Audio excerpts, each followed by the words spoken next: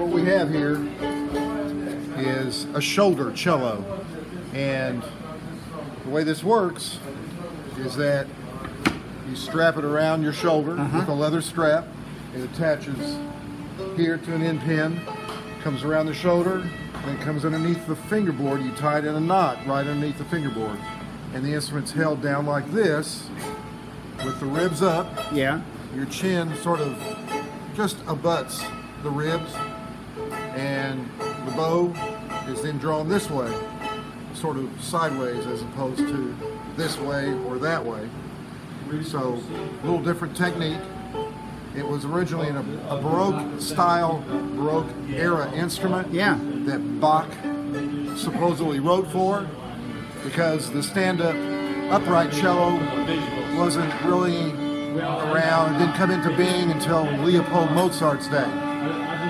And prior to that time, this was the instrument, and violinists and violists could somewhat adapt to playing this instrument without too much difficulty. I don't think I've ever seen one before. Well, there's been a resurgence in the instrument in the last 10 years.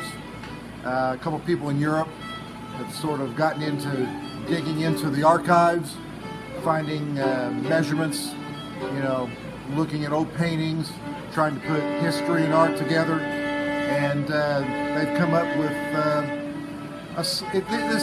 they've come up with a design, but it's not a standardized design. Usually violins, they're of set dimensions, cellos of set dimensions. Violas can vary a bit. And so this instrument has a range of dimension, sort of like the viola, but nothing really standardized. So I'm sort of, going at this by the seat of my pants, trying to figure out, how long should the length of the neck be. We have measurements that we go by so that the instrument it sounds good and that it's acoustically viable.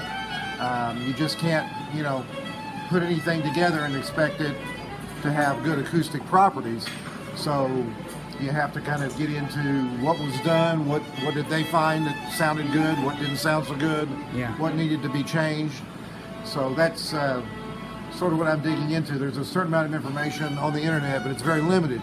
We have dimensions of this, and this, body length and total length, but putting it all together is something left to the maker, individual maker. So you're kind of, this is kind of groundbreaking stuff happening right here. Well, it's a revitalization of an old an old age instrument.